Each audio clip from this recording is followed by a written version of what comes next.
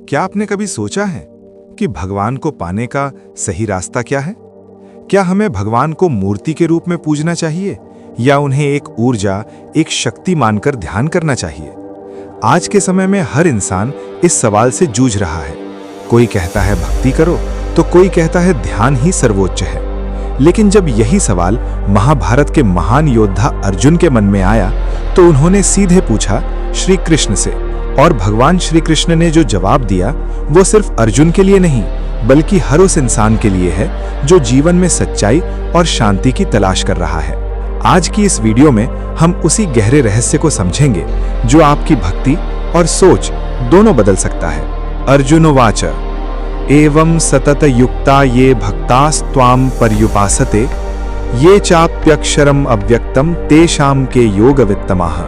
हे कृष्ण, जो भक्त आपको साकार रूप में भजते हैं और जो निराकार अव्यक्त ब्रह्म की उपासना करते हैं, उनमें श्रेष्ठ योगी कौन है? ये सिर्फ एक सवाल नहीं है, ये हर उस व्यक्ति का प्रश्न है जो भगवान को समझना चाहता है। अब जरा उस पल की कल्पना कीजिए। महाभारत का युद्ध शुरू होने वाला है। चारों ओर शंख बज रहे हैं, धरती कांप रही है और युद्ध के बीच रथ पर खड़े हैं अर्जुन। एक तरफ उनके अपने गुरु, भाई, रिश्तेदार, दूसरी तरफ उनका कर्तव्य।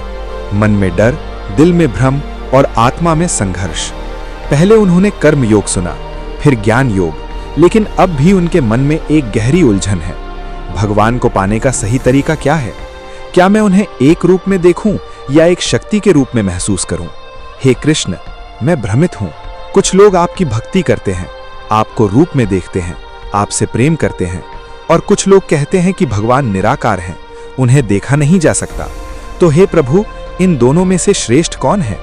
कौन सा रास्ता मुझे सच्चाई तक ले जाएगा? ये सवाल सिर्फ अर्जुन का नहीं है, ये आज हर इंसान का सवाल है। साकार भक्ति का मतलब है भगवान को एक रूप में देखना।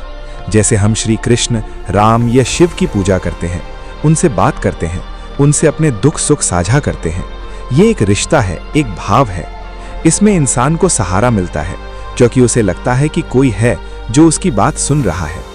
इसलिए साकार भक्ति आसान है क्योंकि इसमें प्रेम है, भावना है। निराकार भक्ति का मतलब है बिना रूप के, एक ऐसी शक्ति जो हर जगह है लेकिन दिखाई नहीं देती, उसे महसूस करना पड़ता है। ये रास्ता बहुत कठिन है क्योंकि इसमें कोई सहारा नहीं, न कोई मूर्ति, न कोई रूप, सिर्फ ध्यान और गहरी एकाग्रता। क्यों पूछा अर्जुन ने ये सवाल? क्योंकि ये द्वंद्व हमेशा से रहा है। क्या भगवान मंदिर में है या हमारे अंदर? क्या उन्हें देखा जा सकता है या सिर्फ महसूस किया जा सकता है? अर्जुन ने जो पूछा वो हर युग का सवाल है। अब आता है सबसे महत्वपूर्ण भाग। भगवान श्री कृष्ण कहते हैं, जो लोग प्रेम और श्रद्धा से मेरी भक्ति करते हैं वही सबसे श्रेष्ठ योगी हैं। क्यों? क्योंकि निराकार साधना बहुत कठिन है।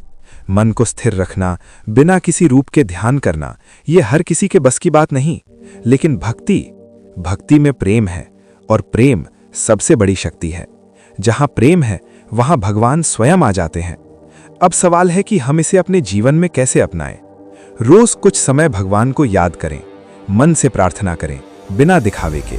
अपने हर काम को भगवान को समर्पित करें, दूसरों के साथ प्रेम और दया से व्यवहार करें। यही सच्ची भक्ति है। भगवान को बड़े मंदिरों की जरूरत नहीं, उन्हें चाहिए एक सच्चा दिल।